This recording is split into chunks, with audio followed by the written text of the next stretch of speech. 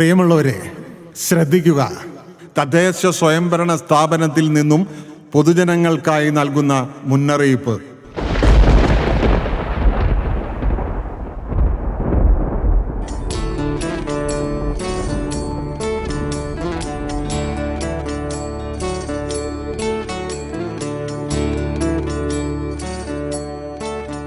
മഴക്കാലം നേരത്തെ വരവായി.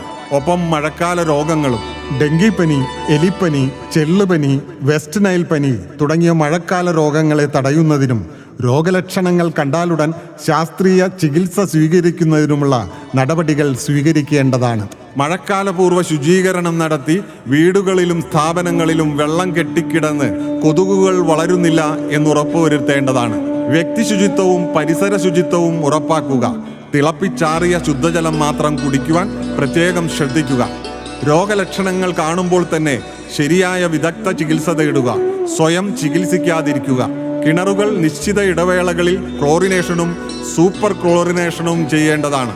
രാത്രികാലങ്ങളിൽ മഴ കനക്കുമെന്ന് പ്രവചിച്ചിരിക്കുന്നതിനാൽ മണ്ണിടിച്ചിലിനും ഉരുൾപൊട്ടലിനും സാധ്യതയുള്ള പ്രദേശങ്ങളിൽ താമസിക്കുന്നവരും എത്രയും വേഗം സുരക്ഷിത സ്ഥാനങ്ങളിലേക്ക് മാറേണ്ടതാണ്.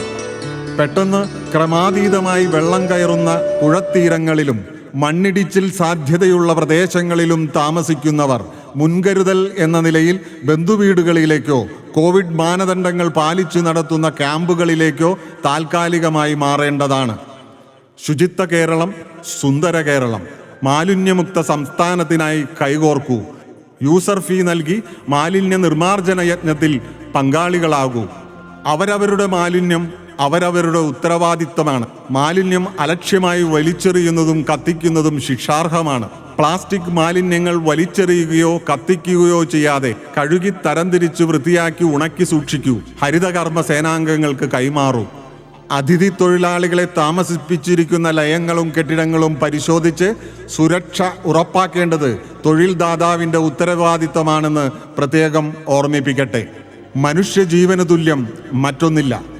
പകരം വയ്ക്കാനാവാത്ത മനുഷ്യജീവനുകൾ സംരക്ഷിക്കുന്നതിനായി ഇനിയൊരു അറിയിപ്പുണ്ടാകുന്നതുവരെ പുഴയിലിറങ്ങുന്നതും ഉൾനാടൻ മത്സ്യബന്ധനം ഉൾപ്പെടെ എല്ലാത്തരം മീൻപിടുത്തവും കർശനമായി നിയന്ത്രിച്ചിരിക്കുകയാണ് എന്നറിയിക്കട്ടെ.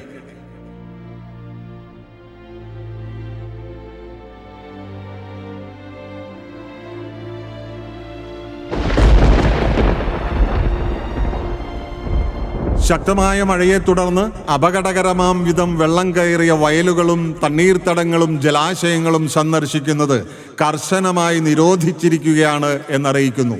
സ്കൂൾ അവധിക്കാലമായതിനാൽ കുട്ടികൾ നമ്മുടെ ശ്രദ്ധയിൽപ്പെടാതെ പുറത്തുപോയി വെള്ളക്കെട്ടിലും ജലാശയങ്ങളിലും ഇറങ്ങുന്നില്ല എന്ന് ഉറപ്പുവരുത്തേണ്ടതാണ്. മഴക്കാലത്ത് പെട്ടെന്ന് ശ്രദ്ധയിൽപ്പെടാത്ത വെള്ളക്കെട്ടുകളും കുഴികളുമുള്ളിടത്ത് യാതൊരു കാരണവശാലും പ്രവേശിക്കുവാൻ പാടില്ലാത്തതും അത്തരം ഇടങ്ങളിൽ മുന്നറിയിപ്പ് സൂചകങ്ങൾ സ്ഥാപിക്കുവാൻ ബന്ധപ്പെട്ടവരോട് ആവശ്യപ്പെടേണ്ടതുമാണ്.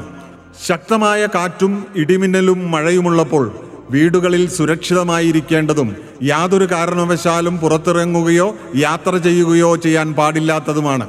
ആ സമയത്ത് വാഹനത്തിനുള്ളിലുള്ളവർ വാഹനം സുരക്ഷിത സ്ഥാനത്ത് നിർത്തി പുറത്തിറങ്ങാതെ ഇരിക്കേണ്ടതുമാണ്. ഇടിമിന്നലുള്ള സമയങ്ങളിൽ മരങ്ങളുടെ ചുവട്ടിലോ തുറസായ സ്ഥലങ്ങളിലോ നിൽക്കുവാൻ പാടില്ലാത്തതാണ്.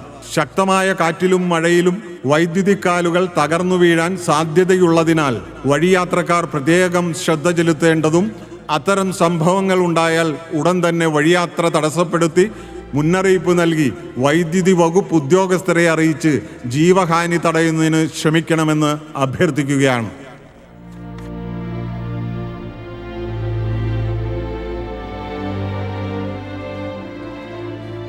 വീടുകളുടെയും കെട്ടിടങ്ങളുടെയും വയറിംഗ്, എർത്തിങ് എന്നിവ യഥാവിധി ആണെന്ന് ഉറപ്പുവരുത്തേണ്ടതും ഇടിമിന്നലുള്ള സമയങ്ങളിൽ വൈദ്യുത ഉപകരണങ്ങൾ കൈകാര്യം ചെയ്യുമ്പോൾ പ്രത്യേകം ശ്രദ്ധ ചെലുത്തേണ്ടതുമാണ്.